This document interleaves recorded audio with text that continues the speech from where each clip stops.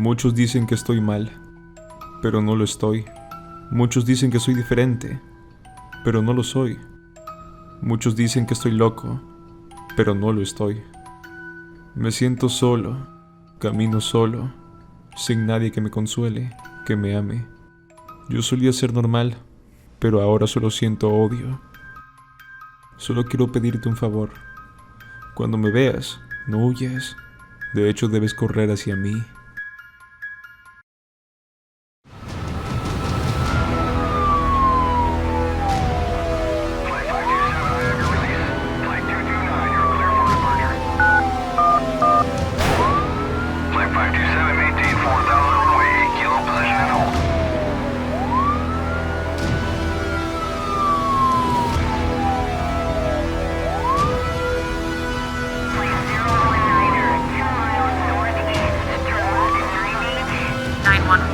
What is your emergency?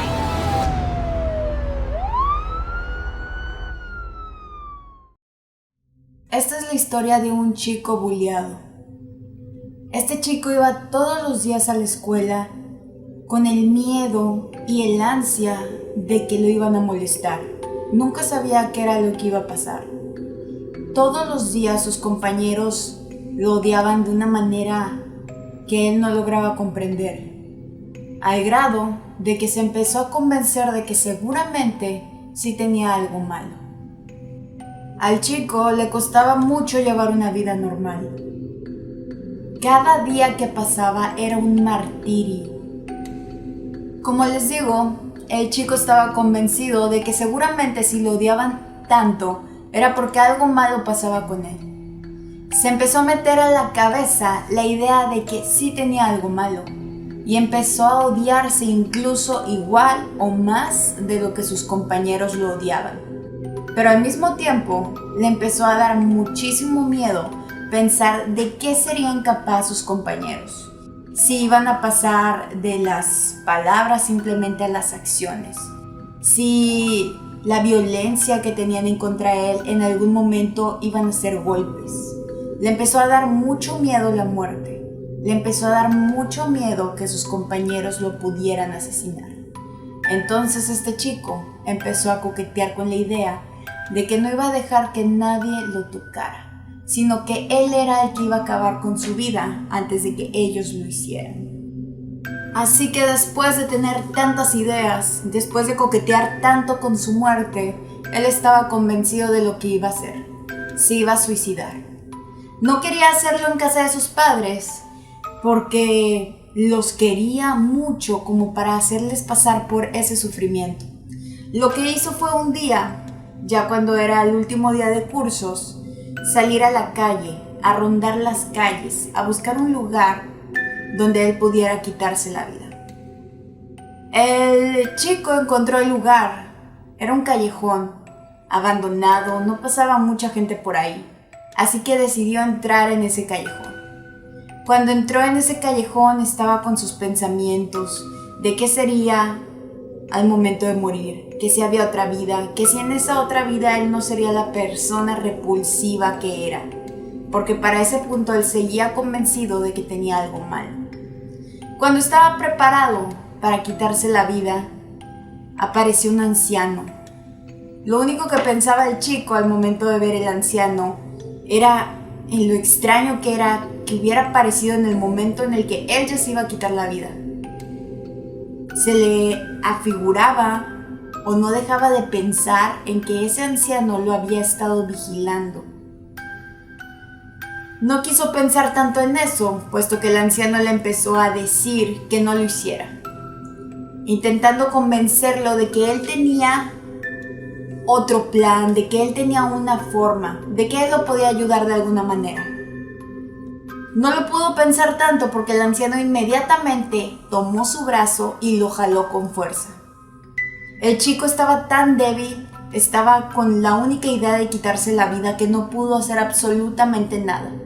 El anciano parecía ser una persona bastante fuerte, al grado que logró arrastrarlo y meterlo a un edificio.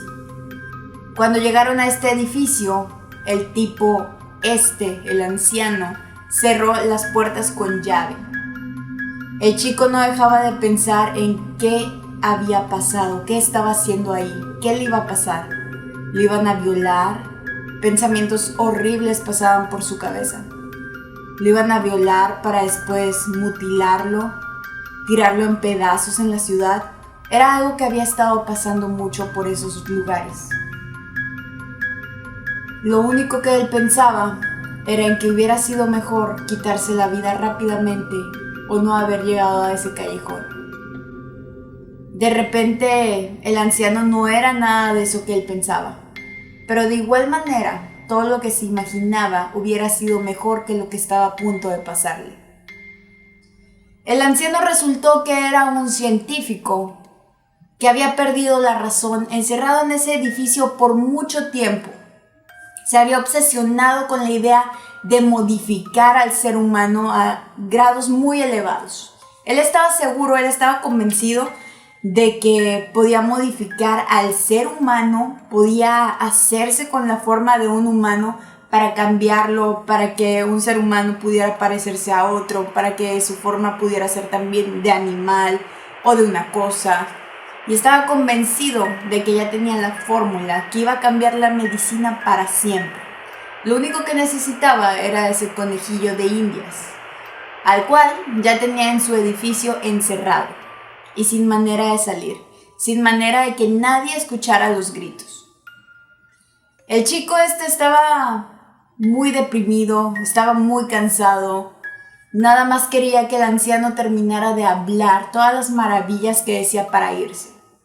El anciano obligó al chico a firmar un contrato. Este ni siquiera tuvo la fuerza para leerlo.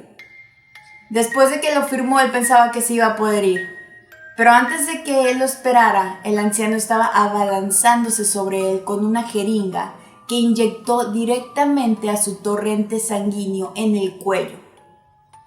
El chico se desvaneció, perdió la conciencia, pero al cabo de unos minutos estaba amarrado en una cama. No entendía lo que estaba pasando, solo escuchaba gritos como de euforia de este anciano, diciendo que la medicina iba a cambiar ese día. De repente se empezó a escuchar un ruido muy fuerte y con este ruido el chico empezó a perder la visión. Lo único que sentía, lo único que había visto antes de perder la vista había sido un rayo, y ese rayo había traído un sonido tan fuerte que había impedido que escuchara. Empezó a sentir como su boca, sus ojos, como su cara se iba haciendo como hacia adentro. Sentía un dolor tan fuerte en su cuerpo que no importaba si ya estaba sordo o ciego. Solamente quería dejar de sentir todo el dolor en su cuerpo. En unos minutos después, una explosión dejó sin sonido el lugar. Él despertó, ya no estaba amarrado en una cama, pero estaba rodeado de ruinas. El lugar en el que estaba se había caído, la explosión lo había tumbado. A lo lejos lograba ver cómo el anciano yacía en pedazos tirado. Él se levantó y pensó que tenía una oportunidad para seguir viviendo y que le iba a aprovechar. Salió corriendo a buscar ayuda. Y cuando salió corriendo a buscar ayuda, se topó con unos policías. Él se sentía aliviado de encontrar policías, pero cuando estos lo vieron, fue como si hubieran visto lo peor en toda su vida. Salieron despavoridos, salieron huyendo. Por un momento volteó y se preguntó que qué había detrás de él. Tenía mucho miedo. Empezó a correr y mientras corría se percataba de cómo sus piernas iban alargándose. Intentaba hacer todo para que no pasara, se las agarraba, las detenía, pero era imposible. De pronto vio como unos tentáculos salían de su pecho y de su espalda. Ya no tenía brazos. Lo único que logró hacer es llegar rápidamente para que nadie más lo viera a un bosque. En el bosque encontró un coche abandonado y ahí fue la primera vez que logró ver su rostro, o más bien la ausencia de su rostro. Era pálido, era largo, estaba deforme, no tenía brazos, sus extremidades se habían convertido en tentáculos. En ese momento supo que él tenía que vivir en esos bosques para toda su vida.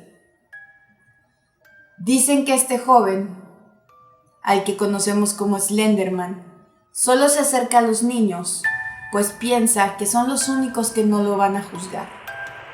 Tiempo después, en las ruinas que quedaron del edificio, lograron ver unos papeles. Estos papeles eran los que había escrito el médico, años y años de estudio de cómo según él iba a cambiar la medicina. El experimento se llamaba 84B. En ese experimento venía cómo iba a deformar a una persona. Se había vuelto tan loco que pensaba que era la cura a todo y el cambio drástico en la medicina, cuando lo único que decían sus papeles, sus años de estudio, eran cómo deformar tanto a una persona que dejaría de ser un humano.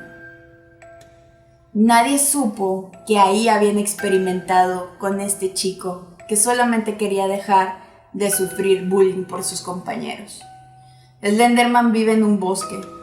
Se acerca a niños y por la misma razón que no tiene todavía la fuerza para medir sus tentáculos, los atraviesa lentamente. Cada persona a la que se acerca y quiere tocar es atravesada por su tentáculo, rompiéndole el esternón, atravesando su pecho, cruzándolo por la espalda. La razón por la que únicamente acecha niños es porque los niños no ven el monstruo que cualquier otra persona vería en él. Así es como fue el origen de Slenderman. Así nació ese monstruo.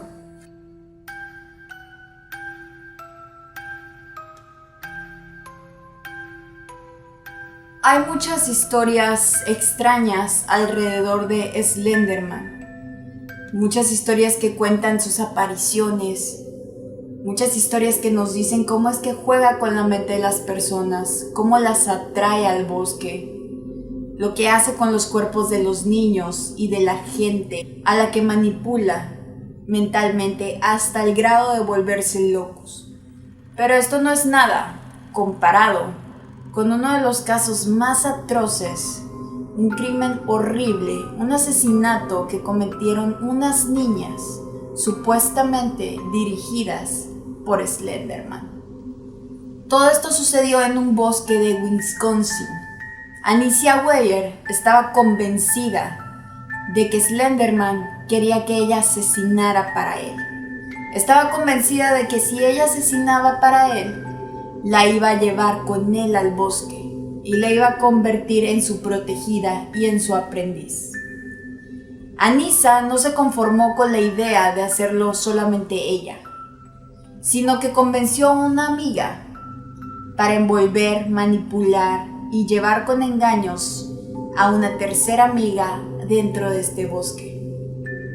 Morgan y Anissa estaban obsesionadas con Slenderman, y no solo con esto, estaban obsesionadas con muchas historias de terror, muchos personajes ficticios.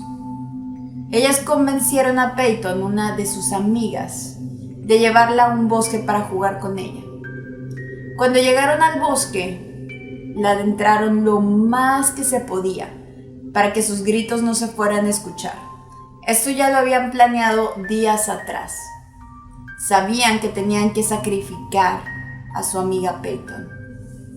Las niñas cuando esto sucedió tenían 12 años. Esto fue en el 2014. Se habían preparado con cuchillos y cuando Peyton estaba dispuesta a ir con ellas a jugar, lo que cualquier niña de 12 años pensaría que iba a pasar con sus amigas, ya cuando estaban muy adentro del bosque, sacaron los cuchillos y la apuñalaron más de 19 veces, sin piedad. Veían cómo le salía sangre, escuchaban sus gritos de terror, sus gritos de auxilio y su cara de incomprensión y no paraban. La única meta que tenían en su cabeza era impresionar a Slenderman. Lo único que querían era ir con él y pensaban que esa era la única forma de llegar hacia él.